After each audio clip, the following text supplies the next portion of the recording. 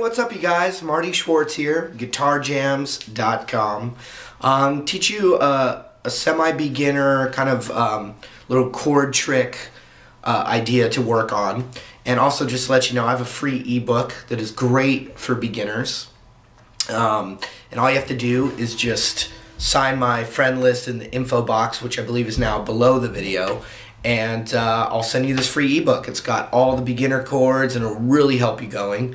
Plus at guitarjams.com, the website, you can take a free trial for 3 days, you know, without paying a thing, and try the site out, which is, you know, as opposed to YouTube being just little sporadic lessons, the website is an organized system to really learn guitar. So you can try that as well. Anyway, here's the cool tricks. Okay, so the concept for this lesson is to just take the basic open chords that you work on, and when you strum them, you can try, typically the lowest sounding note of the chord isn't necessarily the best one to do it, but either of the higher notes of a chord, any of these cowboy chords, open chords, what you can do is you can start to practice, like instead of just forming the whole chord and doing that, eventually as you get better with the chord, you can do this. You can kind of form the chord and relax one of the fingers of the chord open and then strum one of the notes down after the other notes of the chord, like that. And it adds a cool sound.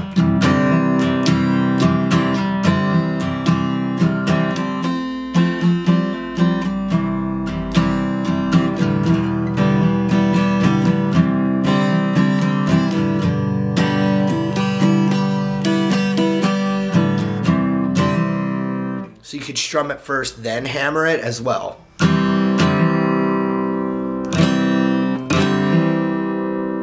You can do it with that finger. And they're going to have different emotional qualities to them, like this one. Bing. But a good start is just a finger that's already going to be on the chord, taking it off and putting it back on, or hammering it, or pulling it off. The F chord, the middle finger as well, is really good. And it's in that Lady Antebellum song, but with a capo, but you know.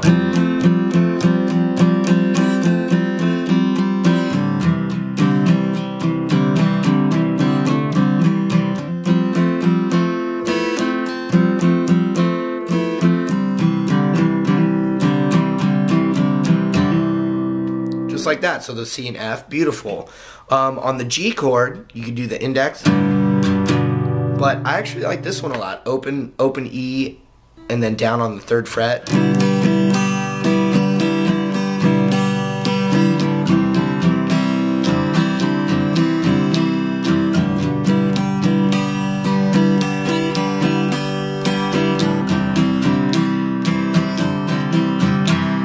And that's how songs end up getting their little, like, kind of signature sound to them. You know, as opposed to just someone strumming chords, you can start to develop a little intermelody, you know, as you strum a chord progression. So that was C and F and G. D is obviously really famous because you can add your pinky to the 3rd fret of the high E. You can take your middle finger off. These are all real famous. But I also like hammering my index finger on the D chord, like.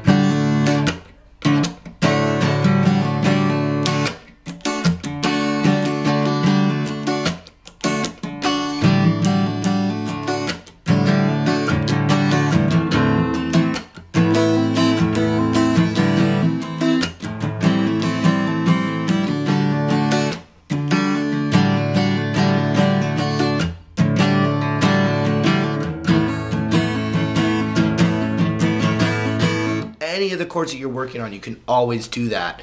And I think some of the most famous things written in that style were, you know, just beautiful accidents, I think. You know, just, or experimenting with those concepts. So with the A minor chord, I was indexing, ring finger, middle finger, any of those are going to work well.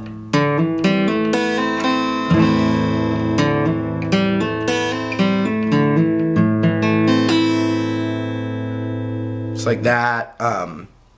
You know, and so I won't go through every single chord that exists, but these are just beautiful little things to maybe spark your imagination. And you know, I remember, you know, students getting really excited because then they can kind of come up with their own little riff, even though it's based off of, you know, very simple chords. Another thing is taking a trick like that and just picking the notes individually and then experimenting with taking fingers off, like a Wish You Were Here by Pink Floyd has used elements of that. But watch, I'll just pick each note. But what I'll do is when I get to the D, I'm going to pull it off.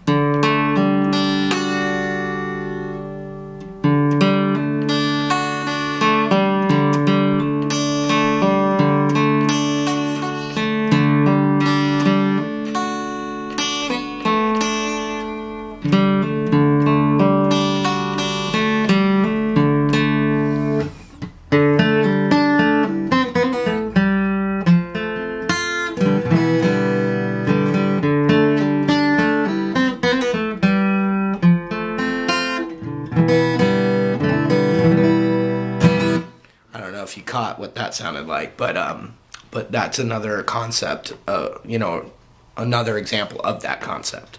So work on that stuff, and I think it's good for a beginner, but if you're intermediate or advanced, maybe I just reminded you. I don't know.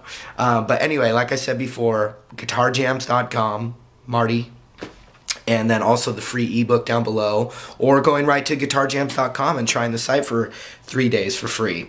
Any of those things helps, you know, help support all these lessons on YouTube. So that's it. All right. Thanks a lot, you guys. We'll see you real soon.